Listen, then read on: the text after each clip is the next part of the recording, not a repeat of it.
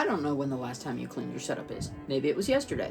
Maybe it was a year ago. Today, I'm going to show you some tips, tricks, and how I personally clean my setup so that everything looks nice, functions nice, and just is clean. Okay, so these monitors being on were actually alive for the video. Go ahead and just shut your PC down.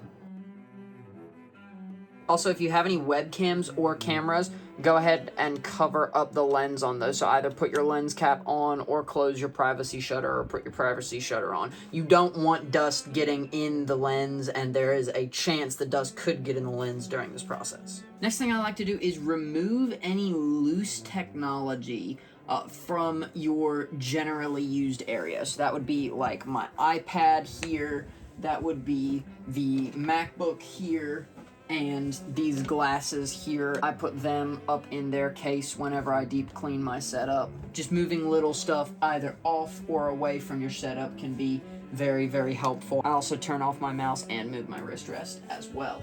Now, because I'm changing my mouse pad, I'm gonna go ahead and unplug my keyboard and move it, as well as moving my Stream Deck back off the mouse pad. You don't have to do this every single time unless you're switching out your mouse pad, but since I'm switching out my mouse pad, I'm gonna go ahead and remove my keyboard. Now that the mouse pad has everything cleaned off and the part over here has nothing on the actual flat surface, so I use two tools. First, I use this little handheld Swiffer for large surfaces, and then I also use this electronic compressed air replacer simply because compressed air, for one, is relatively expensive for how much of it you need to use, and for two, this does almost as good of a job as compressed air. It's not quite as powerful, it doesn't get quite as much PSI, but this is perfectly good for large surfaces, flat surfaces like this, and this is really good for nooks and crannies like on keyboard and stuff. So let's get to cleaning.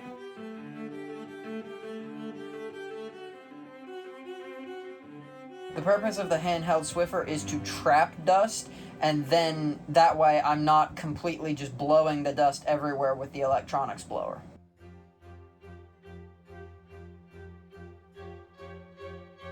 I then hit the tops of things like my webcam, my monitors, I hit my key light up here. I don't play my Xbox a whole ton, so I usually only just dust the controller as opposed to deep cleaning the controller like I do my mouse and keyboard. I hit all of the little doohickeys around the setup that I can with the duster.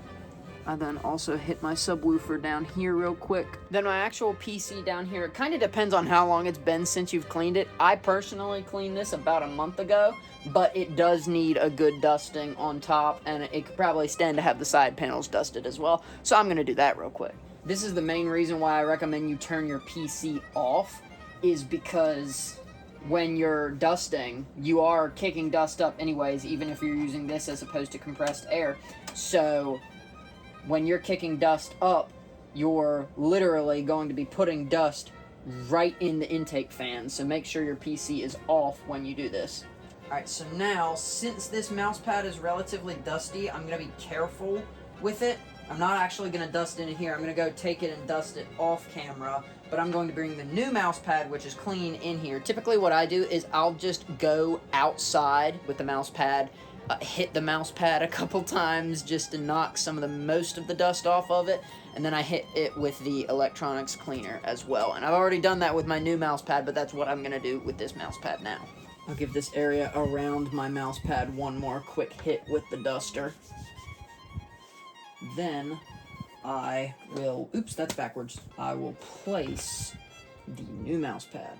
On your keyboard, you can do one of two things. If your keyboard keycaps are kind of greasy, then what you can do is you can just get like a microfiber cloth and put some isopropyl alcohol on it, just 70% alcohol, and wipe down the keycaps. My keycaps aren't greasy right now. What you can also do is get a keycap puller and pull off your keycaps and hit underneath the keyboard with an electronics duster like this. But this keyboard isn't that dirty because I usually clean it every week or two, so I'm just going to hit it with the electronics duster.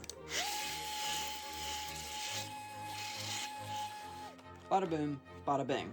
Clean keyboard. Depending on how dirty your monitors are, you can hit your monitors with a microfiber cloth or with some screen cleaning wipes, but mine personally aren't that dirty, so therefore I'm going to leave them as is.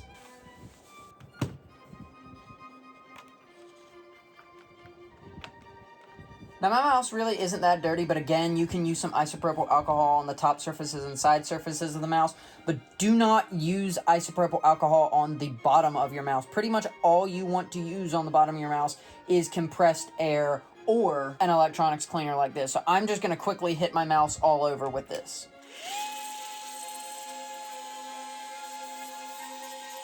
Now I can add that and my wrist rest, which I also dusted, back to the setup. Finally, you can take a look at pretty much hitting everything like your chair, any laptops or iPads that you have laying around. Mine personally aren't that dirty. I'm just going to dust them. I might use a screen cleaning wipe on my iPad because I haven't in a while, but my Apple Pencil is also pretty much good. So just hit those as you think they need it. I know with a laptop you can yet again use isopropyl alcohol on the keyboard to clean it, and I believe you can use isopropyl alcohol on the trackpad as well. I'll leave that on the screen if you can't, but that, just hit it as you see fit.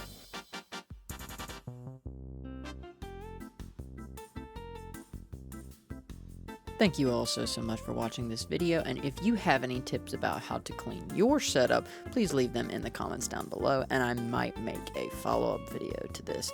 Thank you so much for watching, and if you want to see a Raycon review, you can click on that on the left hand of the screen, and if you want to see a random video, you can click on that on the right hand of the screen right now.